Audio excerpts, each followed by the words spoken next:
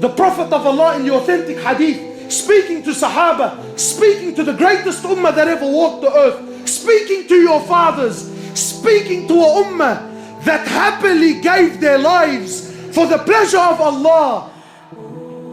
People who did the utmost, the biggest sacrifices, and they deemed themselves as the most insignificant people. Today you do nothing and you think you're up there. They did everything and they thought that they were down there. The Prophet of Allah speaking to them, he says, none of you, who's he speaking to? He says, none of you will enter Jannah through your actions. None. People walking around like he's already from the people of Jannah, mashallah. People now, they worship their mashaykh. 100%, brother. This guy's from Firdaus al-A'la.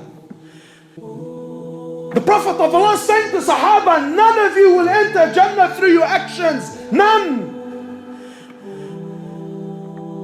So they asked the Prophet of Allah, even you? He says, yeah, even me.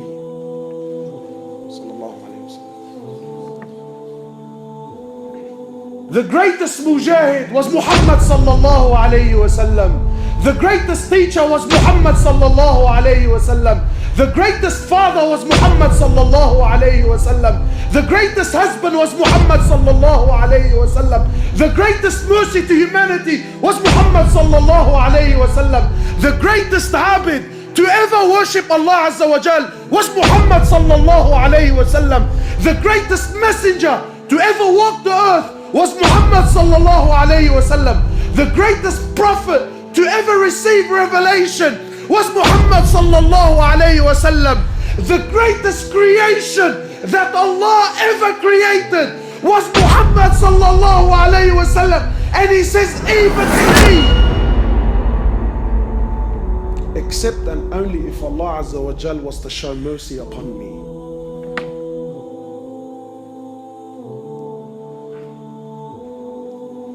Even me. People walking around like there's something, man.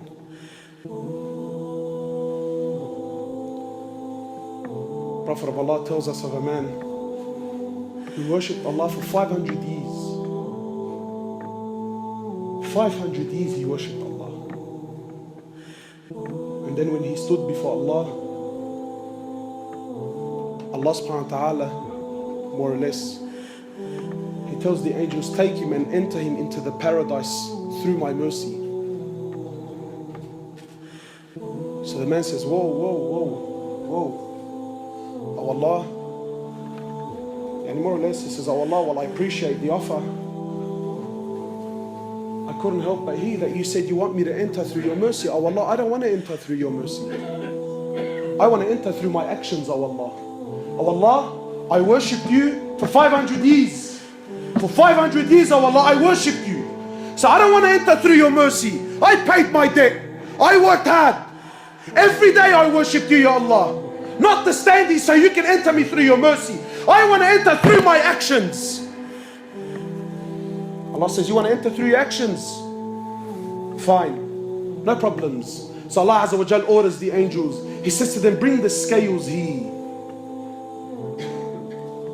He says, put the man's 500 years of worship on one end of the scale. And just put the blessing that I gave him, the ni'mah that I gave him, to be able to see with his eyes, just that, nothing more, nothing more. Just put the blessing that I gave him to be able to see with his eyes, put that on the other end of the scale. Just the blessing to be able to see outweighed 500 years of worship. So Allah says to the angels, take him and throw him into the hellfire. Then and only then, he says, oh Allah, please, oh Allah, please, I am content with your mercy. I'm content with your mercy, Ya Allah. Allah doesn't need anyone, my brothers.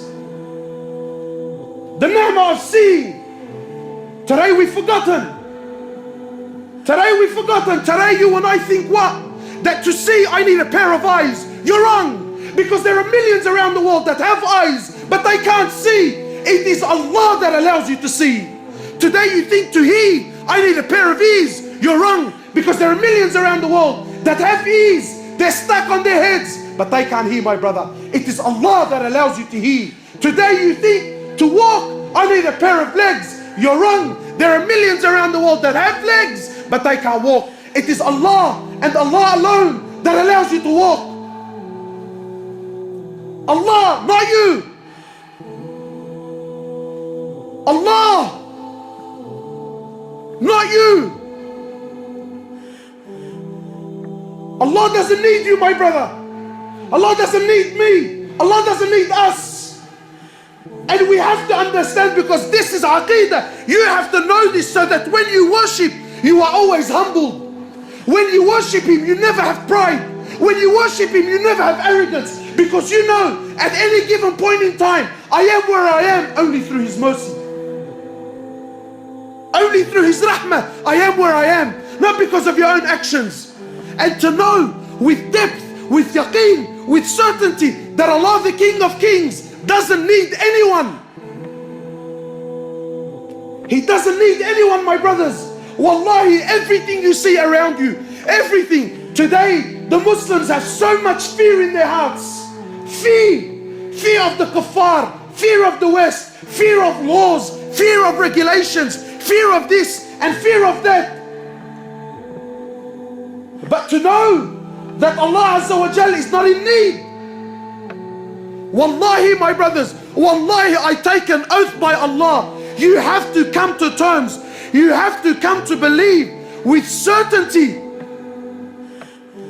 that every single human being, whoever lived, whoever's living, and whoever is to come and live on this earth, wallahi, every single human being, every single jinn, every single animal that walks on this earth, every single bird that takes the flight in the sky, every single fish that swims in the oceans of Allah Azza wa Jal, wallahi, every single land, every single country, wallahi, with all their governments and all their military force and all their might and all their science and all their money and all their know-how, all with the exception of none, every country, every tree, every grain of sand, every mountain, every river, every ocean, wallahi, every star, every sun, every moon, every single planet, every single angel, the billions and billions and billions of angels, all of them, with the exception of none, Mikael, Jibrail, Israfil, all, the first heaven, the second heaven, the third heaven, the fourth heaven, the fifth heaven, the sixth heaven, the seventh heaven, the ocean above it, the eight that carry the throne of Allah, the arsh of Allah, all are dead. All are dead. Nothing moves, nothing stops, nothing makes, nothing breaks, nothing gives, nothing takes, nothing rises, and nothing falls, nothing harms, and nothing benefits. Illallah. And until this yaqeen and faith is in your heart, that nothing, that everything is dead, everything, except Allah. Allah doesn't need anything, anyone. No prophet, no angels, no jinn, no ins.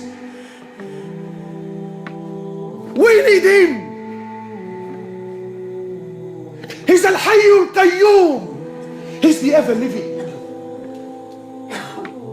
So you might say, brother, I'm alive. What's so special about that? I'm living. Yeah, but your living is dependent on His existence. He's the first with no beginning. He's the last with no ending. He is Allah. He is Allah. Al-Malik. He's the King. He is the King.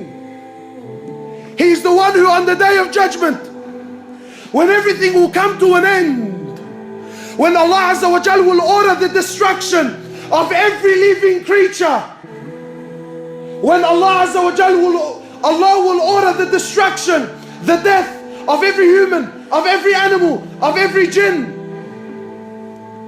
of every angel, until there comes a point where there is absolutely nothing in existence except Allah. And Allah will call out, أين الملوك?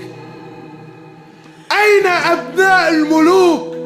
Where are those kings? Where are those kings who thought they were kings? Where are the sons of those kings? Allah will call out, where are the tyrants? Where are the gangsters? Where are the boys that thought he was something? Where? أين أبناؤهم? Where are their children? Allah will call, where are they? And then He will ask, لِمَنُ مُلْكُ الْيَوْمِ? To who is the kingdom today? Who?